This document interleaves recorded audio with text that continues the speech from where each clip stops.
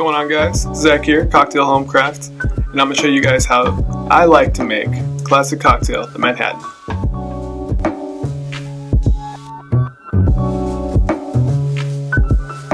So first we're going to chill our glass. This can be done in a couple of ways, either by first putting it in the freezer or the fridge, but if you ain't got time for that, you can just fill it up with ice and let it sit till we're ready to pour. Having a cold glass is going to make sure that your drink stays cold longer and tastes better. So now it's time for our whiskey.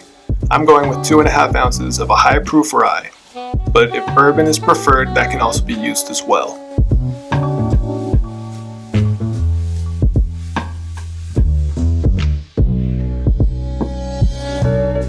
Next is going to be our sweet vermouth, and for this we're going to do just 3/4 of an ounce.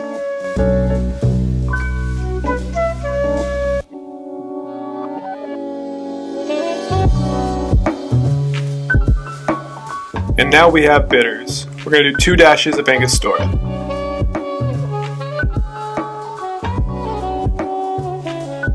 So this is the part where we mix. Now, while this video is edited, you want to stir for about 30 seconds, because our goal here is to chill as quickly as possible, but without overly diluting the drink.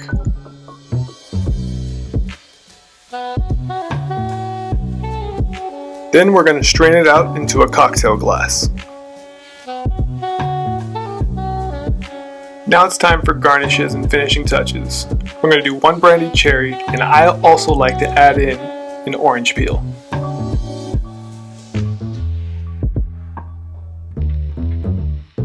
Take the zest and express the oils over the top of your glass.